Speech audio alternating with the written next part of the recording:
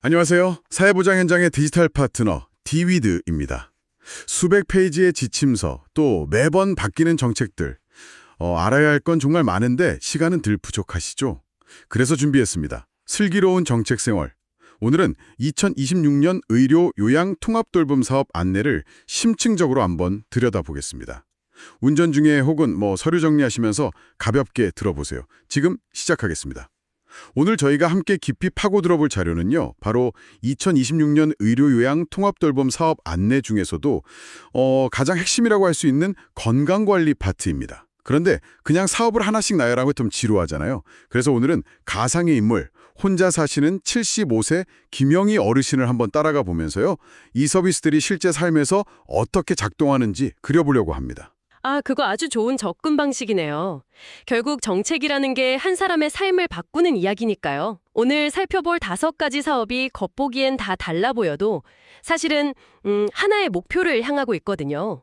바로 김영희 어르신 같은 분들이 불필요하게 병원에 입원하시거나 시설에 가지 않고 원래 살던 곳에서 계속 건강하게 지내실 수 있도록 돕는 거죠. 그러니까 스스로 건강을 관리할 힘을 길러드리는 겁니다. 좋습니다. 그럼 김영희 어르신의 여정, 그 첫 단계부터 시작해 볼까요? 가장 먼저 만나게 될 서비스는 아마도 보건소 방문 건강 관리일 텐데요. 집으로 직접 찾아온다는 점이 굉장히 중요해 보입니다. 근데 동시에 한정된 인력으로 모든 분을 찾아갈 수는 없을 텐데 어떤 기준으로 우선순위가 정해지나요? 좀 힘든 결정이 따를 것 같아요. 네, 바로 그 지점이 이 사업의 현실적인 고민이죠.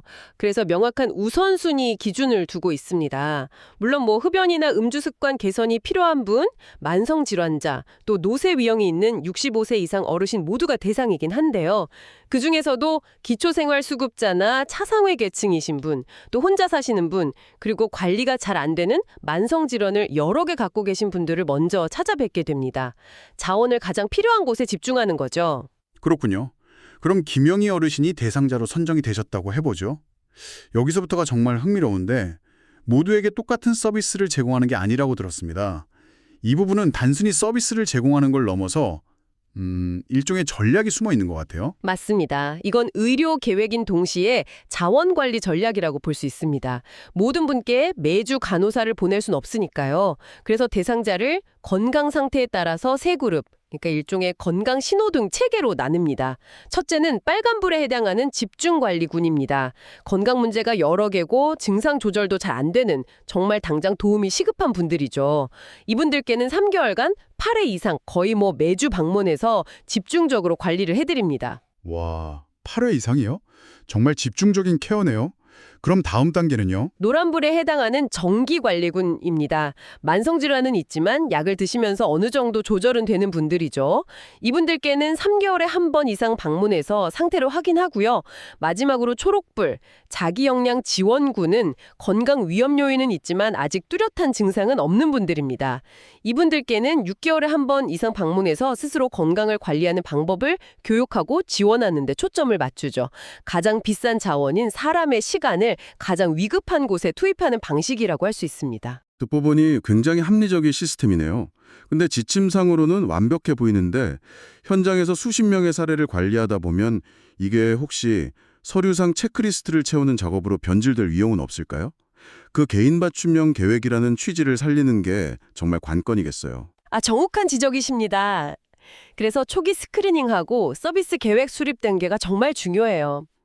대상자를 발굴해서 등록한 뒤에 건강 상담을 통해서 이분에게 진짜 필요한 게 뭔지 파악하고 그걸 바탕으로 계획을 세우는 과정이 형식적으로 흐르지 않도록 하는 것. 그게 바로 현장의 가장 큰 숙제라고 할 수 있습니다. 자, 그럼 보건소 간호사님이 김영희 어르신 댁을 정기적으로 방문하기 시작했습니다. 그런데 간호사님이 안 계시는 그 일주일에 167시간은 어떻게 하죠? 바로 그 빈틈을 기술이 메우기 시작하는데 이게 바로 두 번째 사업, AI IoT 기반 어르신 건강관리로 이어지는 거군요. 그렇죠. 사람의 돌봄을 이제 기술이 보완하고 확장하는 개념입니다. 65세 이상 어르신 중에 만성질환 관리가 필요한 분들께 6개월 동안 디지털 기기를 빌려드리고 비대면으로 건강을 관리해드리는 사업이죠. 기기라고 하면 어르신들께서 덜컥 겁부터 내실 수도 있을 것 같은데 구체적으로 어떤 것들이 제공되나요? 그래서 일부러 사용하기 쉬운 기기들로 구성을 했습니다. 손목에 차는 활동량계, 체중계, 혈압계, 혈당계는 기본이고요. 여기에 AI 스피커까지 더해집니다. 이 기계들로 측정한 혈압, 혈당 같은 데이터가 오늘 건강이라는 스마트폰 앱으로 자동 전송이 돼서 담당자가 실시간으로 확인할 수 있는 시스템입니다. 아, 그렇군요. 기기를 그냥 들이고 끝나는 게 아니라 이걸 활용해서 지속적인 관리가 이루어지는 거네요. 네, 물론입니다. 사업 절차는 아주 명확해요. 먼저 담당자가 어르신 댁에 직접 방문해서 기기 사용법하고 앱 설치를 눈높이에 맞춰서 꼼꼼하게 설명해 드립니다. 어르신들이 디지털 기기에 익숙하지 않으시니까 이 첫 단계가 가장 중요하죠. 그 후에 이제 6개월의 서비스 기간 동안 앱을 통해 어르신의 건강 상태를 모니터링하면서 하루 만보 걷기 같은 재미있는 건강 미션도 드리고요. 궁금한 점은 언제든 비대면으로 상담해 드립니다. 사람의 방문의 수는 줄이면서도 상시 연결되어 있다는 안정감을 드리는 게 핵심입니다. 알겠습니다. 이제 김영희 어르신은 정기적인 방문 관리와 스마트 기기를 통한 상시 관리를 받게 되셨네요. 그런데 건강이라는 게 의료적인 부분만 있는 건 아니잖아요. 집안에만 계시면 점점 기력도 떨어지고 외로움을 느끼실 수도 있고요. 여기서 세 번째 사업으로 자연스럽게 넘어가는 것 같습니다. 바로 건강100세 운동교실이죠. 맞습니다.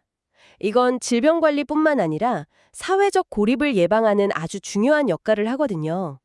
경로당이나 복지관, 공원처럼 집 가까운 곳에서 운동 강사와 함께 일주일에 2~3번씩 요가나 실버체조, 라인댄스 같은 운동을 하는 거죠.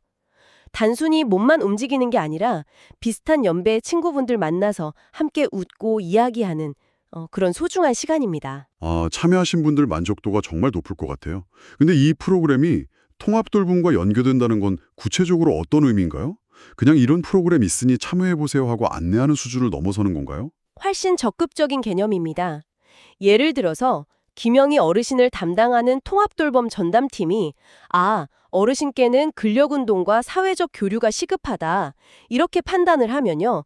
국민건강보험공단 지사에 직접 요청해서 어르신이 계신 경로당에 맞춤형 운동교실을 열어달라고 할 수 있습니다. 와, 프로그램이 열리길 기다리는 게 아니라 필요한 사람을 위해 프로그램을 만들어내는 거죠. 그건 정말 큰 차이네요. 수동적인 서비스 연결이 아니라 능동적인 자원 창출에 가깝군요. 자, 이제 어르신은 방문 관리, 스마트 기기, 운동교실까지 참여하면서 활기찬 하루를 보내고 계십니다. 그러다 보니 여러 병원에서 다른 질환으로 약을 처방받는 일이 생겼습니다. 이게 바로 노년기에 발생하는 가장 흔하고 또 위험한 문제 중 하나, 다제약물 문제로 이어지네요. 그렇습니다. 고혈압약, 당뇨약, 관절염약 여러 병원을 다니다 보면 본인도 모르게 성분은 같은데 이름만 다른 약을 중복으로 처방받거나 서로 상호작용을 일으키는 약을 함께 먹게 될 위험이 커집니다. 이걸 막기 위한 전문적인 개입이 바로 다제약물 관리 사업입니다. 만성질환으로 10종 이상의 약을 드시는 분이 주요 대상이죠. 이 사업은 방식이 여러 가지던데 그만큼 상황이 복잡하다는 뜻이겠죠? 지역사회 모형, 의학사 협업 모형, 병원 모형, 이게 어떻게 다른 건가요? 상황에 따라 최적의 해결책을 찾기 위한 맞춤형 접근법이라고 보시면 됩니다. 지역사회 모형은 가장 기본적으로 약사하고 간호사가 한 팀이 돼서 어르신 댁에 직접 방문해 약바구니를 통째로 점검하고 정리해드리는 거예요. 제가 들었던 한 사례에서는요, 이 프로그램을 통해서 한 어르신이 2병원에서 처방받은 똑같은 성분의 고혈압 약을 각각 다른 약인 줄 알고 2배로 복용하고 계셨던 걸 발견했어요. 그걸 정리해드린 것만으로도 어지럼증이 사라졌다고 하시더라고요. 이게 바로 현장의 변화입니다. 정말 중요한 역할이네요. 그럼 의학사 협업 모형은 어떻게 다른가요? 이건 한 단계 더 나아간 모델입니다. 동네 단골 의사 선생님이 진료 중에 이분은 약물 관리가 꼭 필요하겠다고 판단하면 연계된 약사에게 검토를 의뢰하는 거죠. 그럼 약사가 전문적으로 약물 상담과 점검을 하고 그 결과를 다시 의사에게 전달해서 최종적으로 의사가 처방을 조정하는 말 그대로 동네 의사와 약사가 한 팀이 되어 환자를 관리하는 시스템입니다. 협업이네요, 정말. 네. 병원 모형은 입원 환자나 퇴원 환자를 대상으로 병원 안에서 이 모든 과정을 체계적으로 관리하는 방식이고요. 알겠습니다. 약물 중복 같은 급탄불은 껐습니다. 하지만 근본적으로 고혈압, 당뇨 같은 만성질환 자체를 잘 관리하는 게 중요하잖아요. 여기서 마지막 5번째 사업, 만성질환 건강지원 사업이 등장하는군요. 네, 다제약물 관리가 이미 발생한 문제를 해결하는 사후적 성격이 강하다면 이 사업은 질환 자체를 잘 관리하도록 돕는 사전적이고 일상적인 지원에 가깝습니다. 약물 치료만큼이나 생활 습관 관리가 중요한 고혈압, 당뇨 환자분들의 자가 관리 능력을 키워드리는 게 목표죠. 구체적으로 어떤 도움을 받을 수 있는 건가요? 여러 가지가 있습니다. 오늘은 혈압 재는 날입니다. 같은 알림 문자를 보내드리고 식단이나 운동 정보를 꾸준히 제공합니다. 집에서 혈압과 혈당을 잴 수 있도록 기기랑 소모품도 빌려드리고요. 아, 기기도 빌려주는군요. 네. 그리고 무엇보다 중요한 건 전화나 방문을 통해 개별적으로 건강 상담을 해드리고 비슷한 환자들끼리 모여서 정보를 나누는 자조 모임을 지원하는 등 교육과 정서적 지지를 함께 제공한다는 점입니다. 자, 오늘 김영희 어르신의 하루를 따라가면서 5가지 건강관리 서비스를 모두 살펴봤습니다. 처음에는 그냥 개별적인 사업들의 나열처럼 보였는데 이렇게 한 사람의 삶에 대입해보니까 이들이 어떻게 서로 엮여서 작동하는지 아주 입체적으로 보이네요. 바로 그겁니다. 이 사업들은 따로 노는 게 아니라 서로 겹겹이 쌓여서 다층적 건강관리 안전망을 만드는 거죠. 1단계로 방문 건강관리와 건강백세 운동교실이 모든 분들을 대상으로 넓고 얕은 보편적 지원을 하고요. 2단계로 AI, IoT 사업이 기술을 통해 상시 관리의 빈틈을 메워줍니다. 그리고 마지막 3단계에서 다제약물 관리나 만성질환 관리처럼 고위험군에게는 깊고 전문적인 개입이 이루어지는 구조죠. 아, 층층이 쌓이는 구조군요.